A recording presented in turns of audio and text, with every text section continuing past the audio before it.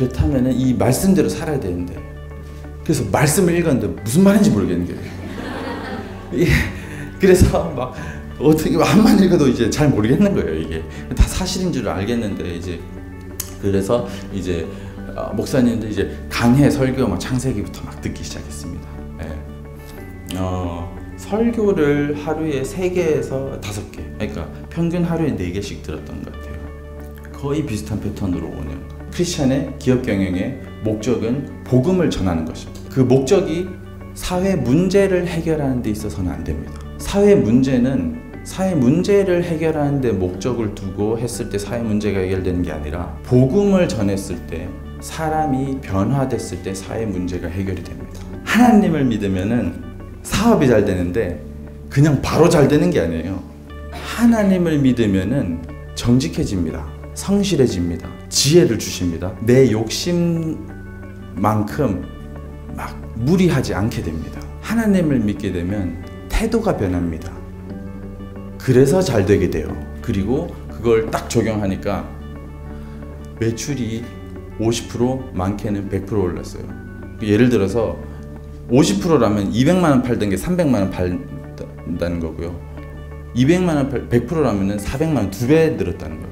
맛, 위생, 서비스는 기본입니다. 그래서 더 얘기하지 않습니다. 물론 저희도 많은 개선이 필요합니다만, 근데 사람들이 언제 정말 기쁠까 했을 때, 내가 이걸 구매했을 때 내가 구체적이고 실제적인 숫자로 얼마의 이득을 보는지 기억나게 떠올릴 수 있게 해주라. 우리 이제 김상현 대표님 나오실 때 큰 박수로 우리 한번 모시도록 하겠습니다. 대표님 나와주세요.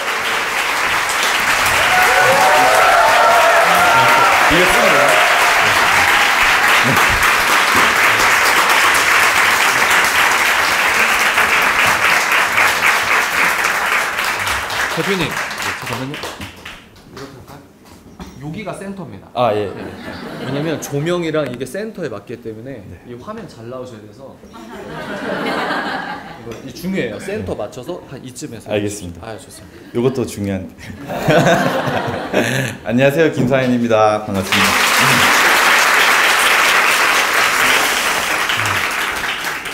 말씀 너무 재밌게 해주셔가지고 짧게 저 기도하고 시작해도 될까요? 네. 아버지 대적하며 살던 저를 살려주시고 이렇게 아버지 증거하게 하시니 감사합니다. 이 시간 동안 제가 드러나게 하지 마시고 유일하게 선하신 아버지 하나님만 드러나게 하시옵소서. 창조주 하나님이신 예수 그리스도의 이름으로 기도합니다. 아멘. 반갑습니다. 네, 제가 사실 이렇게 발표자로 이렇게 훈련된 사람이 아니다 보니까 또 오랜만에 이렇게 아주 가끔씩 이렇게 앞에 서서 말하게 되거든요. 준비하는데 너무 긴장이 되더라고요. 그리고 지금까지는 좀 그럴 때마다 좀 안이하게 준비한 경우가 있다는 생각이 들어서 A4용지에 오늘 할 말을 다 적어왔어요. 아내랑 주일날 사무실 가가지고 검사 받아가면서 기도하면서 적어왔는데 혹시 이제 이렇게 제가 쓰여진 글 읽어가는 좀 어색한 이제 톤이 있더라도 내용이 중요하니까 양해해 주시기 바랍니다. 오늘 일단 저에 대해서 잘 모르시는 분들도 있으니까 오늘 제 이야기의 순서는 대략 이제 간략하게 제 소개, 예수님 믿게 된 계기, 그리고 기독교 세계관에 대해서, 그리고 이제 성경적 기업 경영에 대한 오늘 인사이트에 관한 자리잖아요. 그래서 하나님 안에서 이제 저한테 주셨던 성경적 경영 원리에 대해서 얘기하고, 그 다음에는 이제 제 꿈 그리고 방향성, 이런 순서로 말씀드리겠습니다. 시작하기 전에 계속 기억에 남는 말씀 한 구절이 있었어요. 갈라디아서 6장 7절이었는데 스스로 속이지 말라. 하나님은 업신여김을 받지 아니하시나니 사람이 무엇으로 심든지 그대로 거두리라. 하나님은 안 속는다는 말씀이시죠. 그리고 우리가 무엇을 심든지 그대로 거두리라라는 말씀인데요. 아마 제 이야기 처음부터 끝까지 이 말씀, 이 원리 안에서 있을 것 같습니다. 저는 80년생이고 올해 40살이에요. 결혼 좀 늦게 해서 38살에 했는데 지금 아내와 아이가 와 있는데 5개월짜리 이환이 아니고 이완이. 외모 사역 벌써 시작했습니다. 시선 끄는 역할 주로 하고 있고 아직 메시지를 못 해가지고 말부터 해야 되는데 제가 40살이고요. 35살 만으로 5년이 좀 지났어요. 그때 예수님 믿게 됐습니다. 저는 대구에서 나고 자라고 20살, 21살 때까지 대구에서 나고 자랐어요. 아버지는 대학교 교수신데 저는 공부에 별로 관심이 없었어요. 고졸입니다. 대학교 갔다가 체육과 갔는데 하다가 그만뒀어요. 돈 많이 벌고 사업하고 싶어가지고 어렸을 때부터 꿈이 사업가였습니다. 저희 가문 친가 외가 예수님 믿는 분이 한 분도 없었어요. 교회를 나간다는 얘기를 한 적도 들어본 적이 없었습니다. 그러니까 어땠겠습니까? 교회 다니는 사람 욕만 하는 분위기입니다. 그러니까 뭐 부적이 여기저기 있고 제가 사무실 차리면 엄마는 와서 실타래를 더 갖다 놓고 술술 풀리라고 매년 사주팔자 보고 너는 결혼할 때 궁합을 잘 봐야 된다. 그런 환경이었죠. 제사 안 지내는 이제 예수 믿는 사람들 이상하고 그리고 저도 학교에서 예수 믿는 친구들 괴롭히고 이제 그랬는데 그렇게 계속 살았죠. 35살 때 그 간의 이야기는 유튜브 찾아보면은 제 이야기 있습니다. 결정적인 계기는 뭐 지난 영상에서도 말씀드렸지만 이재만 선교사님이 인도하시는 창조과학 탐사라는 그 여행이었어요. 저는 그게 뭔지도 모르고 그랜드 캐년 간다 하니까 좋아서 간 겁니다. 근데 선교사님 버스 타자마자 성경을 딱 드시고 우리가 이걸 왜 믿지요? 그래서 보고 있었죠. 저는 선교사라는 사람도 처음 봤으니까. 비행기 타고 가는데 목사님이 옆에 앉아 있어서 너무 힘들었어요. 그러니까 그 7박 8일 동안 룸메이트가 그 목사님이었어요. 그래서 저는 아무렇지 않은 척 하고 있었지만 목사님 엄청 관찰했습니다. 그러니까 뭔가 다를 텐데. 근데 목사님 그래도 다행히 젊은 목사님이셨고 저보다 4살 많으셨는데 외모는 저보다 더 동안이십니다. 근데 그 목사님과 굉장히 친밀함을 느꼈던 계기가 있었어요. 목사님이 한국의 어머님한테 전화를 하시고 통화를 하시는데 목사님이 어머님한테 엄마 이렇게 하시더라고요. 그래서 나랑 똑같다. 목사님하고 먼저 친해지고. 근데 전 진짜 모르고 갔어요. 기독교 종교 중에 하나 정도로 생각했고. 근데 처음 보는 그 선교사님이 이걸 왜 믿죠? 보고 있었죠. 사실이니까 믿는 겁니다. 사실이란 내가 믿든 믿지 않던 사실이 사실입니다. 라고 하시더라고요. 그래, 그건 말이 되네 하고 생각했어요. 처음부터 막 예수님 얘기하고 이랬으면은 제가 확 거부감을 느꼈을 거예요. 근데 한 이틀 동안은 교과서에서 배웠던 진화론 이런 얘기를 하더라고요. 그래서 버스 안에 있으니까 들을 수밖에 없어요. 그러니까 버스 안에서 강의를 하시니까 또 가도 멀리 갈 수 없으니까 또 내리면 또 강의하시고. 근데 복음이나 성경 얘기보다 교과서 얘기를 하는 거예요. 그래서 우리 배웠던 진화론. 그리고 저는 지금까지도 그때까지만 해도 털만 많으면 덜 진화된. 존재 이렇게 중학교 때부터 그렇게 친구들 놀리면서 살았는데 근데 그 내용들이 틀렸다는 거예요. 근데 실제로 교과서에서 빠진 것들이 있답니다. 그래서 논문이 거짓으로 판명이 났다거나 이런 경우로 해서 빠졌대요. 그냥 그건 사실이니까 처음으로 생각을 해본 거예요. 저는 교과서가 사실이 아닐 수도 있다는 전제 자체도 없었어요. 관심도 없었고 진화론에 관심도 없었어요. 예. 뭐, 믿지 않는 사람한테 진화론이네 창조론이네 얘기해도 누가 관심 있겠어요. 예. 저도 그랬고. 근데 처음으로 한번 생각해 본 거예요. 아, 교과서에서 말하는 게 사실이 아닐 수도 있구나. 저건 확실히 사실이 아니네. 그리고 계속 설명해 주시는데 선교사님은 그러니까 지질학 전공하신 과학자세요. 그러니까 진화론 공부를 하다가 이게 틀렸다는 것 완전히 아시고 돌아서신 분이셨거든요. 이완이가 지금 근데 선교사님의 말이 훨씬 설득력이 있는 거예요. 논리적으로, 과학적으로. 그래서 조금씩 듣기 시작하다가 한 4일째, 5일째 되던 날에 이 이야기는 길지만 여러분도 꼭 한번 가시길 추천드립니다. 태초에 하나님이 천지를 창조하시니라 이 창세기 1장 1절이 이게 너무나 말이 된다. 예. 이게 진짜 말이 되는 거구나. 진화론은 그냥 다 우연인 거예요. 다 우연. 제가 떡볶이 가게를 하나를 오픈을 해도 그 10평도 안 되는 가게를 설계를 합니다. 목적에 맞게. 이 공간, 이 동선, 이게 그릇 하나하나, 좌석 하나하나, 조명 하나하나까지 엄청나게 머리 아프게 설계를 해요. 목적에 맞게.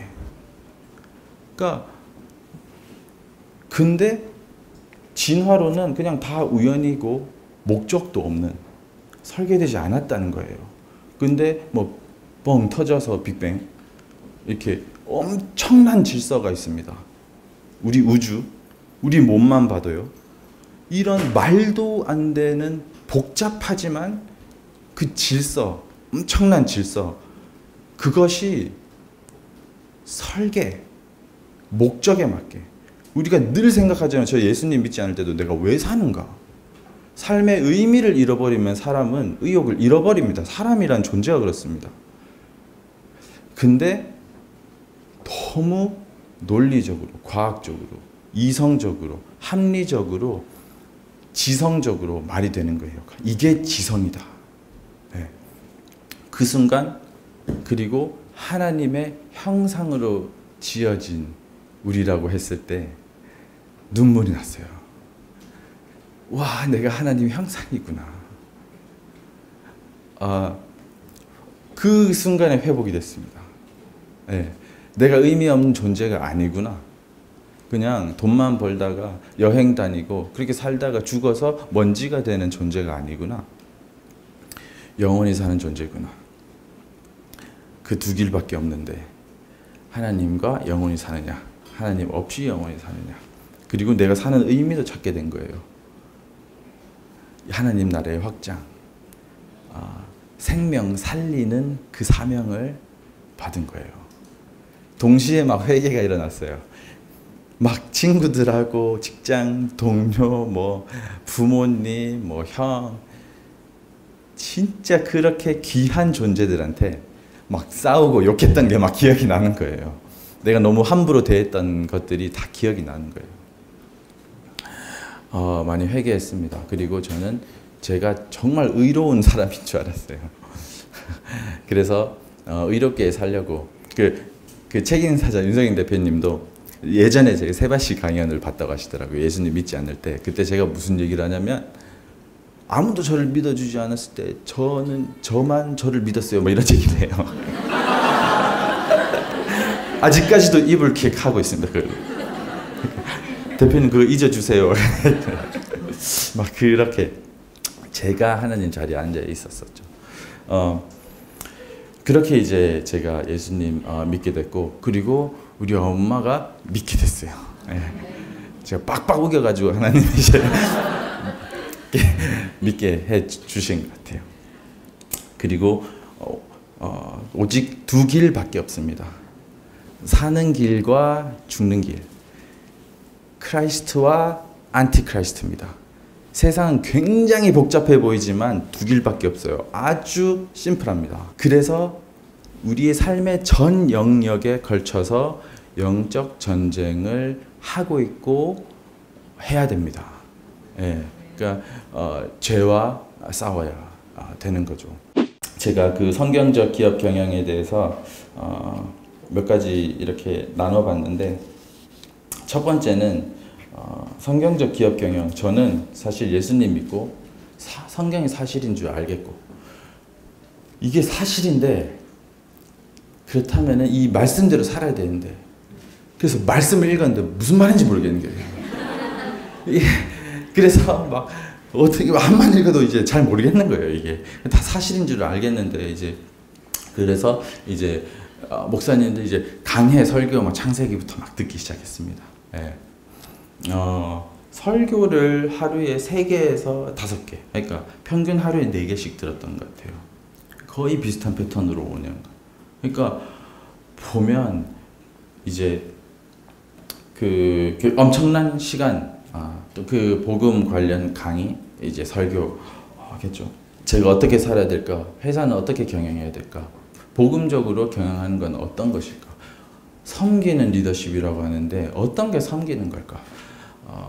그런 것들, 돈을 버는 것의 의미는 뭘까? 어떻게 해야 되는지 여기저기 엄청 쫓아다녔어요. 그러니까 교회 안에서, 교회 밖에서 이 크리스찬 경영, 일터, 사역, 이 부분에 대해서 고민하면서 내가 어떻게 살아야 될지 너무 궁금하니까 그러면서 이제 많이 쫓아다니면서 나름대로 제게 주신 인사이트들. 첫 번째 이제 이제 기업 경영하는 데 있어가지고 먼저 기업 경영의 목적과 방법, 그러니까 기업 경영의 목적, 그리고 어떤 방법으로 이렇게 고민해 봤을 때 목적은 한 가지밖에.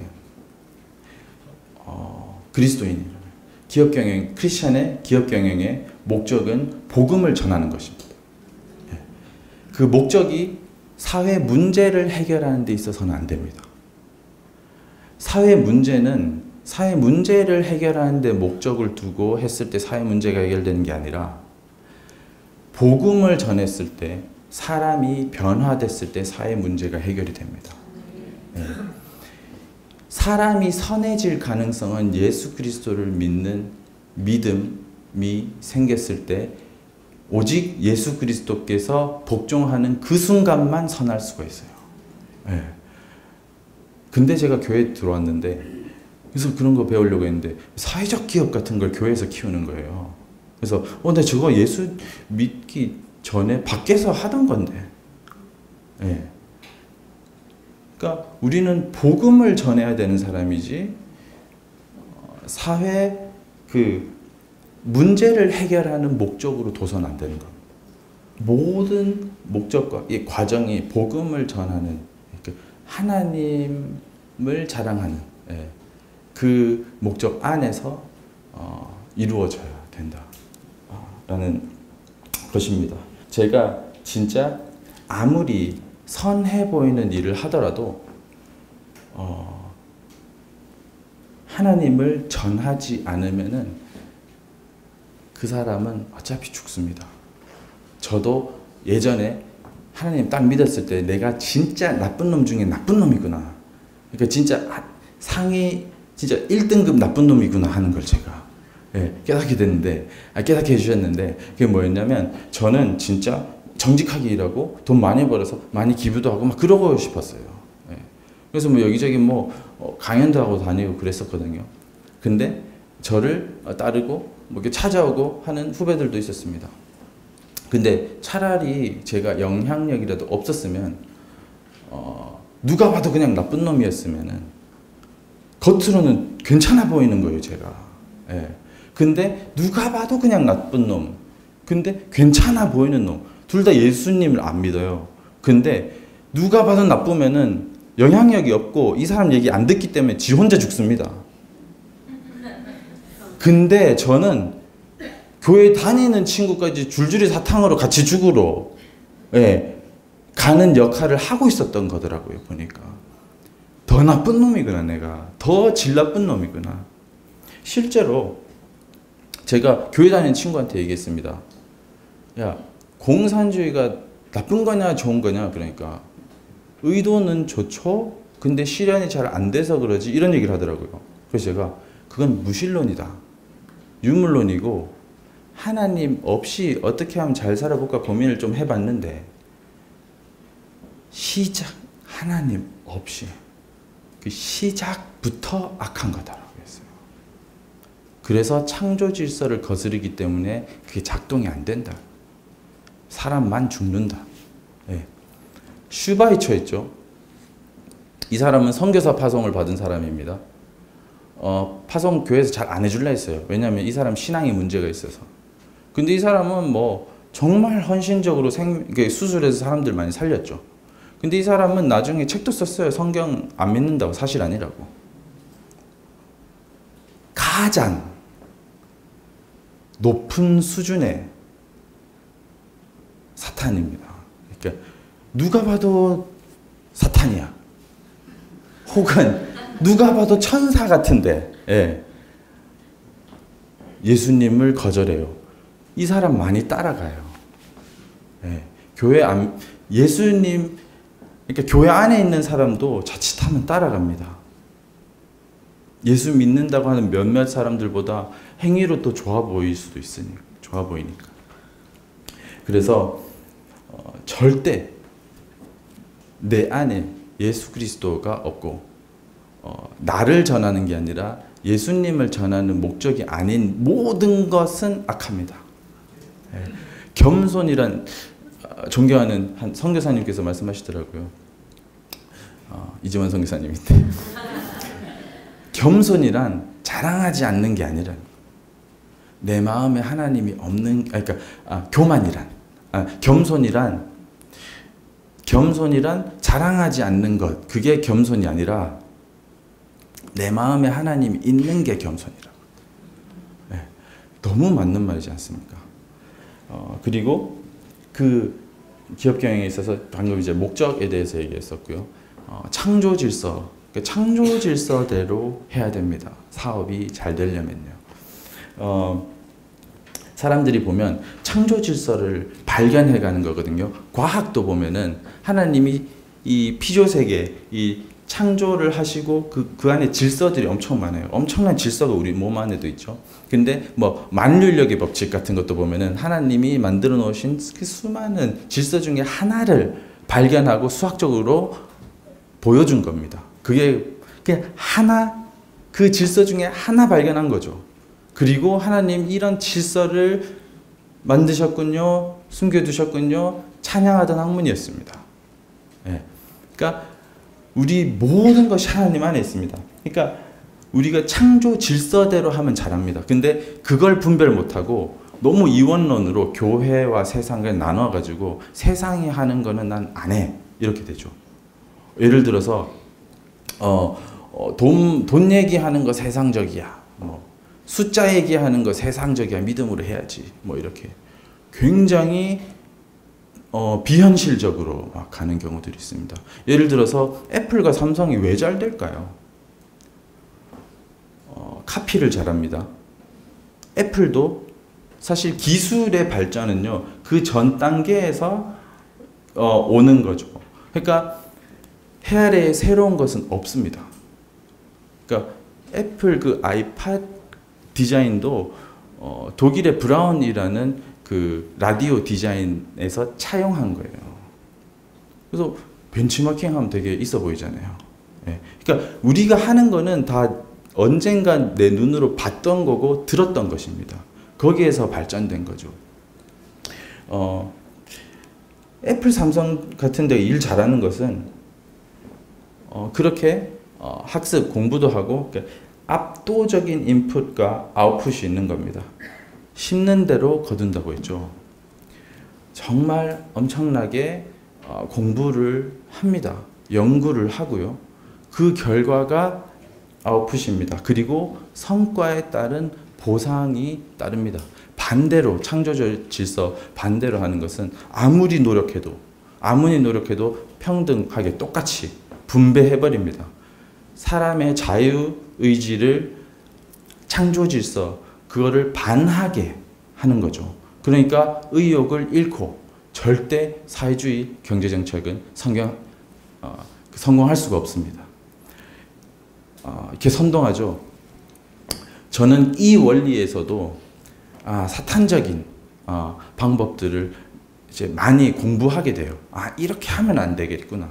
그래서 그런 부분을 저희 회사에서도 많이 적용하고 있습니다. 최대한 이 사람이 내는 성과가 제대로 평가받고 그리고 그 평가에 맞게 보상받을 수 있도록 그렇게 최대한 만들고 공부하고 있습니다. 그리고 이런 질문이 있어요. 하나님 믿으면 사업이 잘 됩니까? 하나님 믿으면 사업 잘 될까요? 잘 됩니까? 왜 잘 될까요? 지혜를 주시고 성경대로 맞습니다.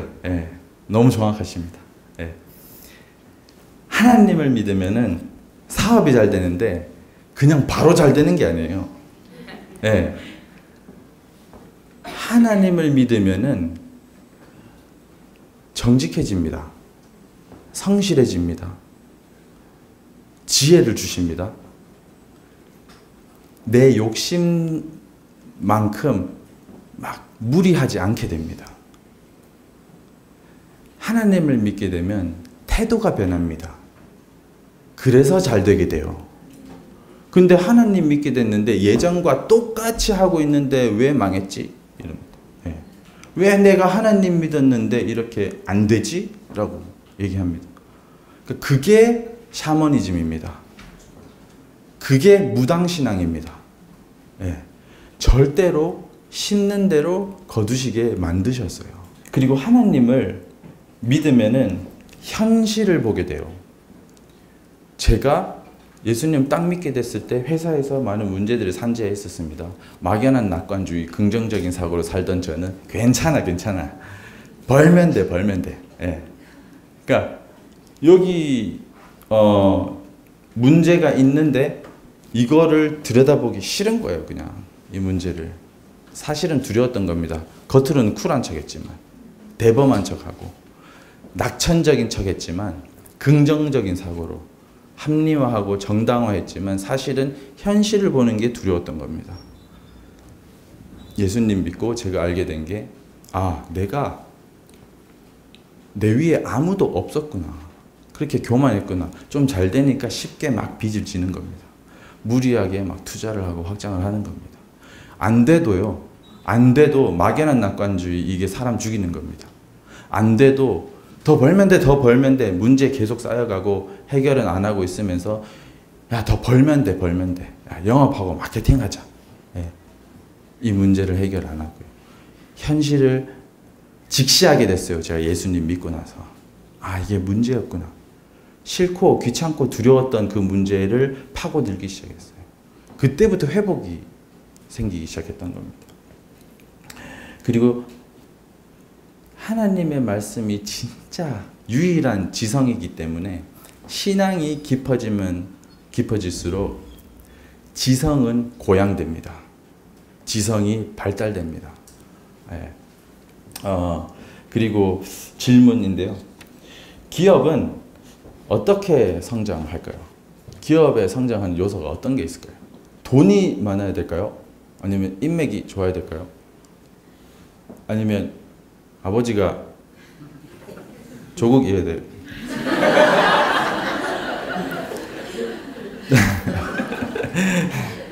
아닙니다.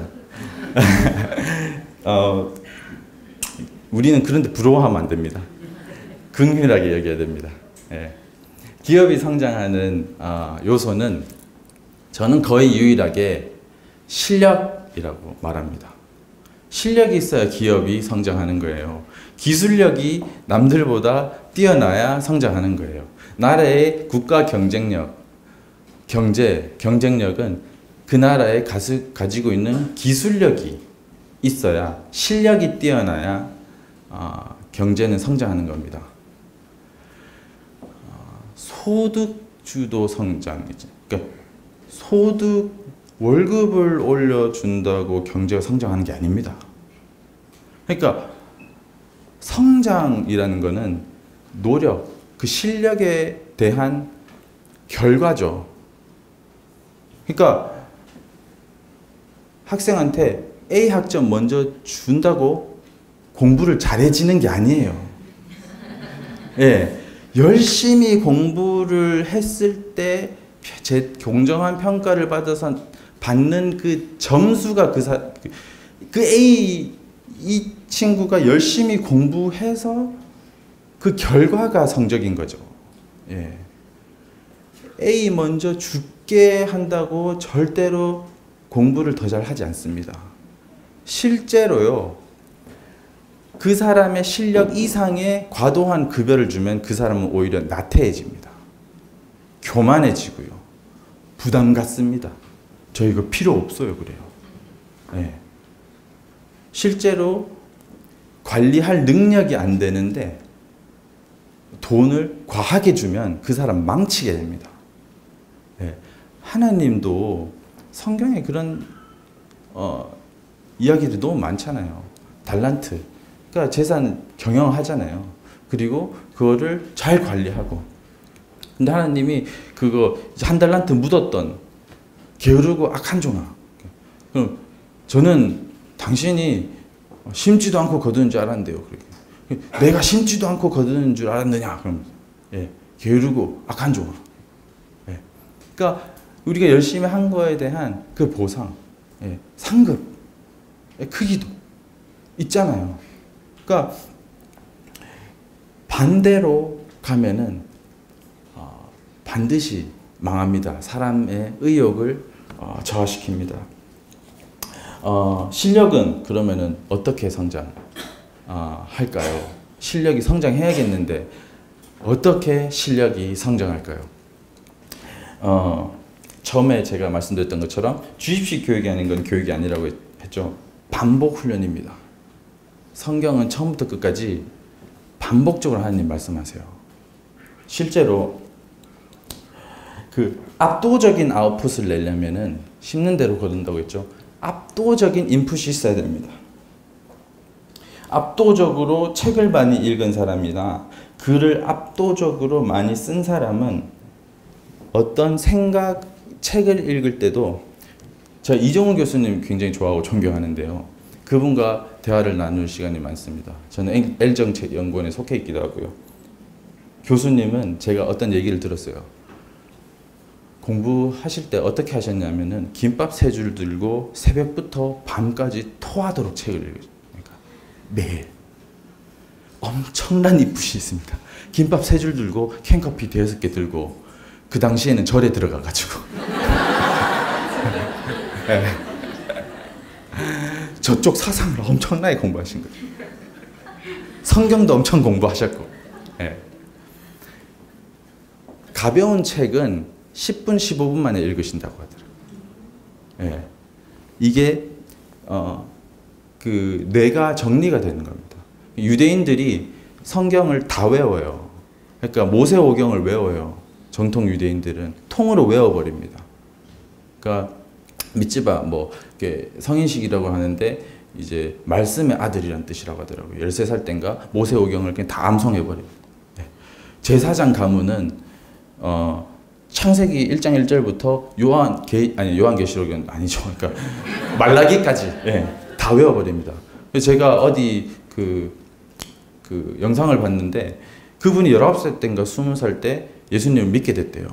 메시아닉 주라고 하죠. 유대인인데 예수님 믿게 된 분. 근데 그분이 그러니까 요한계시록을 3번 읽고 다 외웠답니다. 예, 이게 훈련이 되는 거예요. 내가 하나님 그렇게 지으신 거예요. 저 오면서도 동영상 하나를 봤거든요. 그게 뭐였냐면 서울대 의예과고 만점 합격한 친구인데 그냥 처음부터까지 한 10분 정도 했는데 그냥 어렸을 때부터 공부하는 게 그냥 습관이고 일상이었어요. 그냥 예. 힘들어도 고민하고 공부하고 그러니까 이게 그냥 일상이었던 거예요. 그러니까 인풋이 예. 그러니까 창조 질서입니다. 근데 이제 우리가 보면은 기도를 하는데 이게 잘 되는 게 상황 탓이나 운빨이라거나 기도빨이라거나 그게 아니에요. 기도해야 됩니다. 기도해야 되는데 기도를 가장해서 운을 기대해서는 안 됩니다. 예. 기도한다고 하는데 내가 공부하고 있는 건 없어요. 예. 그러면 절대로 심은 것만 나옵니다. 안 심었으니까 안 나오겠죠. 상황이 어려울 수 있지만 진짜 실력 있는 사람은 상황에 따라도 잘 변화하면서 잘 살아남게 됩니다. 예를 들어서 아까 제가 이정훈 교수님을 말씀드렸는데요. 제가 또 존경하는 한 인물, 책 읽는 사자 윤상현 대표님도 제목부터 책 읽는 사자잖아요. 예. 그리고 글을 정말 많이 쓰셨어요. 그러니까 말씀하시는 게 다릅니다. 글을 써도 정리가 훨씬 빨리 돼요. 훈련이 되어서 그렇습니다. 그 창조질서 하나님 우리 만드신 그 질서대로. 그래서 준비가 많이 되셨죠. 복음을 똑같이 전하고 똑같이 뜨거운 마음을 가지고 있더라도 더 설득력 있게 말하고 글을 쓸 수 있는 준비가 훈련이 많이 되신 겁니다. 그리고 경하청과라고 있어요. 저기 강원도에 있는 과일집인데요. 그 부부 엄청난 크리스찬들이십니다. 예. 근데 제가 크리스찬 신문에 그분에 대한 기사를 봤어요. 그건 뭐냐면은 그러니까 하나님이 맛있는 과일을 고르는 은사를 주셔서 만지기만 해도 안 돼요. 이거 너무 이상한 거예요. 이거 아니다 이거. 예. 이거 뭐지? 이거는 건강한 개혁 신앙이 아니다. 예. 그래서 그분 관련 영상을 다 찾아봤어요. 근데 그 기사가 틀렸어요. 그분요. 그 집은 과일이 맛있어서 주 4일 합니다. 하루 매출이 뭐 600~700만 원인가 하여튼 막 그래요. 500~600가 하여튼 그래요. 근데 점심시간 지나고 어느 정도 오후 되면은 다 팔려서 없어요. 하루 4일이라고 금방 동납니다. 왜냐하면 실제로 집는 것보다 맛있어요. 키위는 키위대로 맛있고, 예, 오렌지는 오렌지대로, 수박은 수박대로 그 집에서 고르는 과일은 다 맛있는 겁니다. 정말 맛있는 거예요. 근데 관찰을 해봤어요. 근데 그분은 엄청나게 과일을 맛을 본 훈련이 돼 있더라고요. 그러니까 그 미묘한 차이까지 느끼는 겁니다. 사실 그거는 어느 정도 우리가 다 훈련만 하면 어느 정도는 다 됩니다. 예. 그러니까 엄청나게 맛을 본 거예요. 그리고 매일 일주일에 4번 서울에 시장에 와서 자기가 가져가는 물건은 다 자기가 맛을 본 과일들입니다. 예. 성실하시죠. 예. 하나님의 성품입니다. 예. 깡패도요, 악은 선에 기생할 수밖에 없어요. 그 때문에 깡패도 성공하려면 하나님의 성품, 선하신 하나님의 성품을 차용해야 돼요. 깡패도 성공하려면요, 성실해야 돼요. 도둑도 성공하려면 아주 잠 안 자고 성실해야 돼요. 자기들끼리 연합해야 돼. 똘똘 뭉쳐야 돼요. 하나됨. 그 성품을 차용해야 된다니까요. 하나님의 성품 없이는 우리는 잘 될 수가 없어요. 그러니까 그 크리스찬은 아니라고 제가 알고 있습니다만 백종원 사장님 같은 경우만 하더라도 개인적인 관계는 없습니다. 근데 그분만 해도 거기서 벗어나지 않아요. 그분은 엄청나게 맛을 많이 봤고 엄청나게 많은 실험을 했습니다. 예. 가풍부터 그랬어요. 그러니까 툭 나오면 탁 나오는 겁니다. 사람 그냥 재능 탓하고 깔아뭉개고 하는데 압도적인 인풋이 있는 분이에요. 이정훈 교수님이요. 이 시사 국제 정세를 읽어내는 능력이 보면 너무나 놀랍습니다. 근데 엄청나게 깊고 방대한 지식이 있어요. 그러니까 그 안에서 이 하나가 있으면은 퍼즐이 쫙 맞춰지는 겁니다. 예. 저 같은 사람 따라갈 수가 없죠. 그래서 배우는 겁니다. 그 압도적인 아웃풋을 원한다면 압도적인 인풋이 있어야 된다. 예. 그리고 이제 저도 성숙한 기업이 됐으면 좋겠어요. 근데 이 성숙하다는 게 도대체 뭘까라고 되게 고민했거든요. 예를 들어서 그냥 단어의 뜻만으로는 힘이 없어요. 그러니까 지혜 있게 해라, 사랑해라 하는데, 자, 사랑해라라는 그 개념, 사랑이라는 개념만 해도 다 달라요. 사랑해야지, 하나님 사랑하고 이웃 사랑해야지 하는 거에 믿지 않는 분들도 이 개념에 대해서 거절하고 틀렸다고 말하는 사람 없습니다. 근데 사랑에 대한 개념, 안에 있는 개념, 정의가 다 달라요. 그러니까 하나님은 우리를 사랑하시지만 진심으로 회개를 해야 용서를 하실 수가 있어요. 용서의 단어가 그거예요. 근데 회개도 안 했는데 용서를 사실은 할 수가 없어요. 그 단어의 뜻이 그래요. 우리가 회개를, 하나님 어떤 죄라도 용서해 주십니다. 근데 진심으로, 전심으로 잘못했다고, 그리고 돌이킬 의지를, 그러니까 없는데 용서하는 것이 그게 사랑이 아닌 거죠. 근데 잘못했는데 괜찮아, 잘했다. 이거는 사랑이 아닌 거죠. 그 죽어있는 상태로 내버려 두는 겁니다. 근데 사랑이라고 하면서 잘못했는데도 괜찮아. 저는 옆에서 보고 있으면 계속 그렇게 살게 두는 것 같다는 생각도 들더라고요. 그 사랑이라는 단어 자체도 우리가 다 다른 정의를 가지고 있는데 성경에서 하나님 말씀하시는 그 사랑이 진짜 사랑인 거죠. 그러니까 그래서 성숙한 건 뭐냐? 그래서 우리가 감정이 있고 이성이 있고 영성이 있는데요. 전 점점 좀 고급이라고, 성숙이라고 생각합니다. 감정에 머물러 있는 사람, 이성이 감정을 컨트롤 못하는, 예전에죠. 가끔의 지금에죠. 네. 그러니까 이성이 감정을 컨트롤 못하는 겁니다. 아주 저급한 상태죠. 그런 사람들은 맨날 뭐 뒤집고 다녀요. 네. 화나면 뒤집고, 조금 슬프면 이렇게 눈물을 주체하지 못하고. 근데 이성이 감정을 컨트롤하는 겁니다. 그 의지를. 그리고 사람의 이성은 하나님의 이성, 하나님의 말씀에 복종이 돼야 되는 거죠. 그렇게 됐을 때 점점 성숙한 사람이라고 할 수 있는데, 사실 기업도 똑같다고 생각합니다. 이성적으로 팩트, 성경이 사실이라고 했죠. 그래서 저희 기업에서는, 저희 회사에서는 주로 대화할 때 실제적이고 구체적이고 그리고 사실 기반의 대화를 하자. 즉 숫자를 얘기하자. 이렇게 얘기를 해요. 예. 사람을 구해야 됩니다. 왜? 힘들어요. 이렇게 얘기하지 말고. 예.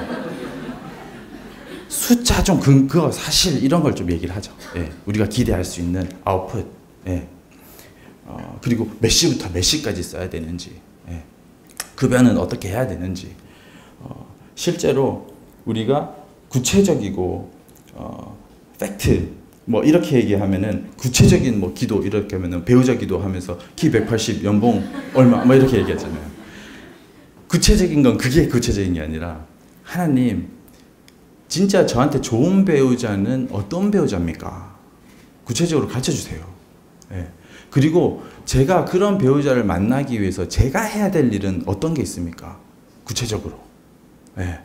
그런 거죠. 그래서 제가 기도를 했어요.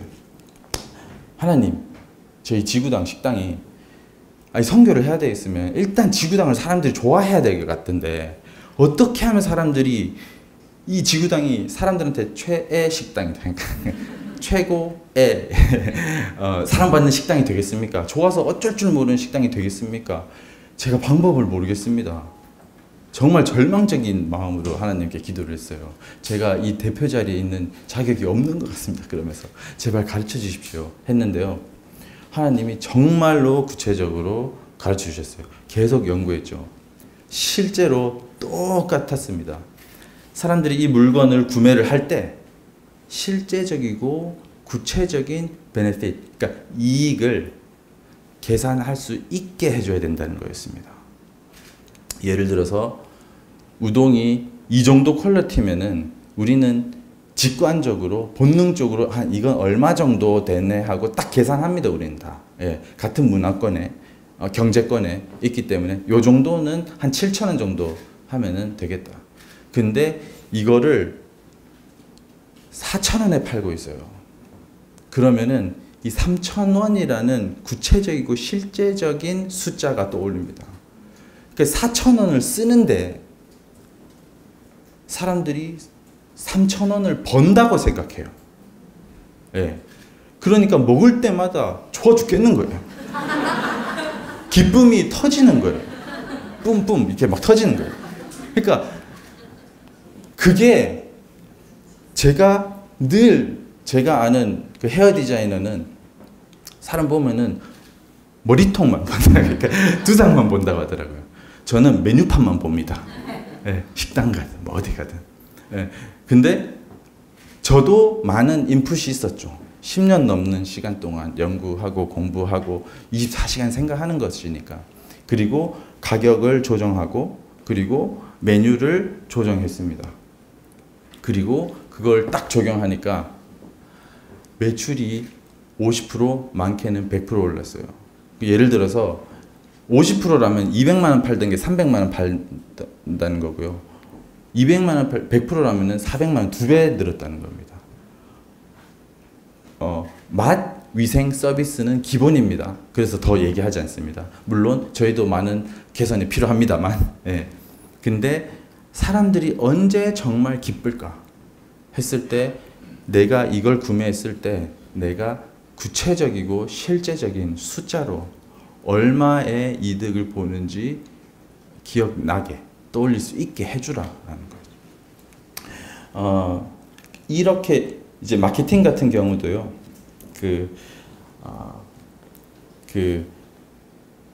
우리 눈과 귀가 영향을 우리 믿음에 영향을 받는 거의 모든 것입니다. 그러니까 계속 병원에서는 임상이라고 하죠. 실험을 합니다. 이거 하고 저거 했을 때 계속 시도를 하고 성공적인 데이터가 나오는 것을 물고 늘어져서 계속 저희는 이제 진행을 하죠. 포스터 디자인도 이렇게도 해보고 저렇게도 해보고 하는데 직관적으로 사람들한테 보여줬을 때 효과가 있습니다. 그리고 이제 뭐 크리스천 재정 원칙 아주 짧게 설명드리자면 하나님께서 허락하신 범위 안에서 자족하고 감사하고 그러니까 필요 위주로 우선순위를 정하는 것입니다. 없으면 쓰지 말고 있는 거 안에서 빚내지 말라는 겁니다. 그것이 하나님보다 재정적인 면에서는 앞서가지 않는 거예요. 주신 것 안에서 감사하고 자족하면서 그래야 망해도 죽지 않아요. 제가 빚을 되게 많이까지 져봤는데 와 거기서 딱 망하니까 이제 막 죽겠더라고요. 실제로 자살하는 기사를 접하고 저거 내기다 라는 생각을 했습니다. 그러니까 진짜 몰게이지라는 이제 영어 있죠. 이게 이제 몰트 게이지 죽음의 문이란 뜻이에요. 하나님의 종이 되어야 되는데 체주의 종이라고 하거든요. 그래서 빚 내는 것. 사람은 말과 글로 변합니다. 말과 글로 변합니다. 그래서 홍보하고 보여주는 거예요. 오늘도 그런 일이 있었죠. 댓글 부대 확 해가지고 실시간 검색어 막 올리는 일이 있었습니다. 왠지 아십니까? 사탄도 압니다. 우리가 말과 글로 변하는 거를. 그래서 거짓말을 계속 주입하는 거예요. 예. 그래서 적극적으로 알려야 됩니다. 우리 가게 오도록 그 이미지 메이킹 하고 어필을 하고 마케팅, 영업 원래요 좋은 거는 복음밖에 없어요. 하나님밖에 없어요. 그렇기 때문에 이 좋은 거를 어떻게든 우리 이웃에 전할까 하고 기도하고 골몰하던 집단 공동체가 교회입니다. 그래서 원래 교회가 탁월했어요. 이 좋은 거를 목숨 걸고 전하고 어떻게 하면 잘 전할 수 있을까? 문 두들겨서 전도하고, 예. 전도 지로하고, 예. 사람 막 모아가지고 음악회 막 하다가 갑자기 전도하고, 예. 그러니까 방문 판매, 화장품 방문 판매를 보십시오. 그게 복음 전도 거기에 화장품이 들어갔습니다. 예. 원래 이게 다 우리 거예요. 정말로 글과 말로 사람이 변해서요. 하나님이 말씀이시잖아요. 진짜 말씀이 능력입니다. 근데 거짓의 말이 아니라 참말이어야 되는 거죠. 복음을 전하는 원리도 똑같습니다. 원래 종이 없었죠. 그러니까 양피지로 있었죠. 그래서 막 구약에 보면은 막 크게 읽어요. 그럼 저 뒤에는 안 읽으니까 중간중간에서 또 제사장들이 또 막 스피커 역할을 해줍니다. 기술이 발전됐죠. 종이가 나왔고 스피커가 나왔어요. 그래서 멀리까지도 말할 수 있게 됐어요. 그리고 종이로도 말할 수 있게 됐어요. 자유민주주의의 신앙의 자유, 종교의 자유, 출판의 자유, 여행의 자유, 선교 전도, 집회의 자유, 이게 다 선교 전도하기 위해 크리스천들이 만든 가치들이에요. 복음 전도를 보장받을 수 있도록. 예. 그랬을 때 사람이 진짜 자유를 누리게 됐죠. 보십시오. 그리고 TV로 보여주기 시작했습니다. 이 말과 글이 더 강력하게 잡고 있었죠. 그때 TV는 제 시간에 앉아 있었어야 됐어요. 근데 다운로드 받아서 이제 보게 됐어요. 이제는 핸드폰 들고 다니면서 보게 됐습니다. 유튜브 기회입니다. 네. 기회예요. 정말 집중력 있게 받아들이고 볼 수 있습니다. 이 형태가 전하는 말과 글이 전하는 형태가 발전됐어요. 그것뿐이에요. 거기에 내용이 무엇인가가 중요한 겁니다. 우리는 복음을 넣어야 돼요. 네. 복음을 전하고 확장시켜야 됩니다. 저는 또 이제 어떻게 살아야 되나 또 이 강의를 준비하면서 또 생각을 해봤어요. 혹시나 생각나신다면 기도해 주셨으면 하는 마음에서 또 적고 나눠보는데요. 제가 하는 모든 활동이 선교의 방향에서 벗어나지 않게 실제로 우리가 실제적이고 구체적으로 이 삶을 영위합니다. 교육은 우리 생명 살리는데 절대적입니다. 제가 우리 아이에게 성경을 잘 가르쳐주고 제 육신이 말씀이 돼서 살아가면 네, 반대로 살아가면은 이 아이도 신앙에서 멀어지겠죠. 또 마귀들은 이혼하라고 합니다. 권위가 없어져요. 부모님의 권위가. 말씀을 못 전하게 합니다. 얘네들은 똑같습니다. 말씀만 전하지 말라는 겁니다. 예. 근데 내가 어떤 걸 교육하느냐. 제가 정치를 하죠. 저는 가장입니다. 하나님이 가장의 권위를 맡기셨어요. 유일하신 권위자이신 하나님, 예수 그리스도께서 유일하신 권위자입니다. 근데 가장으로, 사장으로 저한테 이런 권위를 위탁하셨어요. 근데 하나님 주신 이 권위는 쓰는 목적은 한 가지입니다. 예수 그리스도께서 내게 맡겨진 내 권위 아래 있는 사람들, 영혼들이 예수 그리스도께로 향하게 하는 거예요. 네. 똑같습니다. 저는 정치가 무엇입니까? 바르게 통치하는 것입니다. 네. 제가 가정으로서 우리 가정을 다스립니다. 네. 그리고 룰을 만들죠. 주일에는 교회 가야 돼. 네. 그래서 가정 예배는 이렇게 할 거야. 네. 이렇게 다스립니다. 그러면서 아이에게 잘못된 정보가 들어가기 전에 올바른 정보, 복음을 넣어주고 가르쳐주고 또 삶으로 보여주고 하나님 앞에 겸손한 모습을 보여주고 이렇게 하는 것입니다. 나의 정치가 이 아이에 대한 교육을 절대적으로 변화시킬 수가 있어요. 공동체의 크기만 다른 겁니다.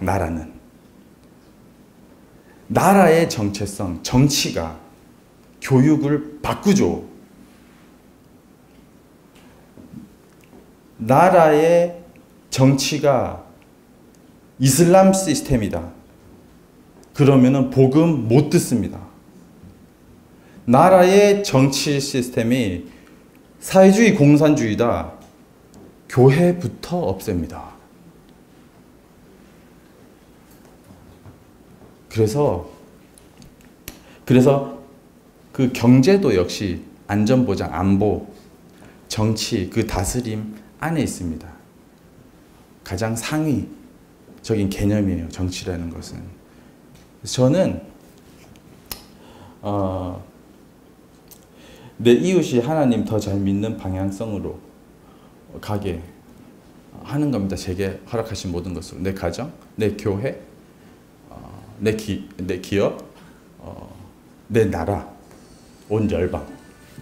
저는 좌파 우파 얘기하는 게 아니라 제가 보는 세계관은 크라이스트 아니면 안티 크라이스트입니다. 저는 살았어요. 우리는 살았잖아요. 아직 예수님 모르는 사람들이 복음 듣게 해야 됩니다. 네. 우리나라가 복음 전하는 나라 되도록 우리가 만들어 가야 됩니다. 우리가 목소리, 정치 얘기하지 말라는 말은요, 크리스찬이든 넌 크리스찬이든 누구에게 하든 말이 안 되는 말이에요. 그러면서 투표는 하래. 이게 뭡니까? 네, 정치 얘기는 다물어. 근데 투표는 해. 이래요. 뭡니까? 그러니까 나라의 다스림에 관해서 크리스찬이 입 닫고 있으면은 누가 제일 좋아할까요? 사탄이 제일 좋아하죠. 크리스찬은 그래서 강력합니다. 그 수가 적어도 세요. 왠지 아세요? 이미 산 사람이기 때문에 죽어도 괜찮습니다. 그렇기 때문에 그런 사람들을 보면 사람들은 경외감을 갖게 됩니다. 선택이 완전히 달라요. 제가 그 L정책연구에서 그 PLI 그 교수로 강의도 할 예정입니다. 기업 경영에 관해서 진짜 성경적으로 저는 기업인이 부분적으로는 물질 제공하는 사명을 또 맡았다고 생각을 해요. 또 기업을 통해서 선교할 수 있는 기회가 사실 저는 너무 크다고 생각합니다. 그런 분들하고 같이 또 디테일한 또 재밌는 내용들도 있어요. 주신 그 인사이트에서. 그래서 그런 것들을 이제 공유하고 나누고 같이 성장할 수 있는 계기를 마련했으면 하는 바람이고요. 그리고 이제 책임사자 윤상현 대표님과도 같이 즐겁게 또 복음 사역을 해나갈 예정에 있습니다. 딱 보셔도 제가 아주 흠이 많고 연약한 사람인 걸 아실 겁니다. 그래서 생각나실 때 꼭 기도해 주세요. 예. 오늘 비교적 시간 제가 잘 지킨 것 같습니다. 3분 오버했는데요. 들어주셔서 와주셔서 정말 감사합니다. 여기까지 하겠습니다.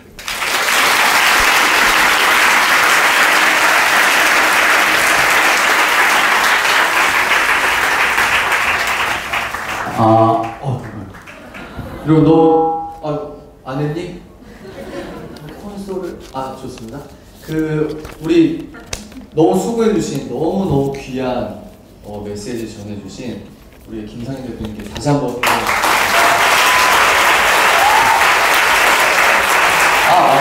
이거를 여러분 제가 요즘에 밀고 있는 게 있어요. 밀고 있는 거. 우리 대표님의 별명 너무 사랑스럽죠. 국볼리 같죠. 그래서 여러분들 오늘 너무 좋은 시간 됐는데 우선 우리가 여러분 인터뷰 시간 갖고 시간 이렇게 가지시고 여러분들 핸드폰 시계로 9시까지 다시 착석을 해주십시오. 왜냐면 질문 타임이 너무 재밌어요. 우리 부모님 세대 꼭 질문 타임에 젊은 애들이 뭐라고 궁금해서 질문하나 그거 너무너무 재밌습니다. 그래서 그 시간 9시부터 정확하게 시작할 수 있도록 하겠습니다.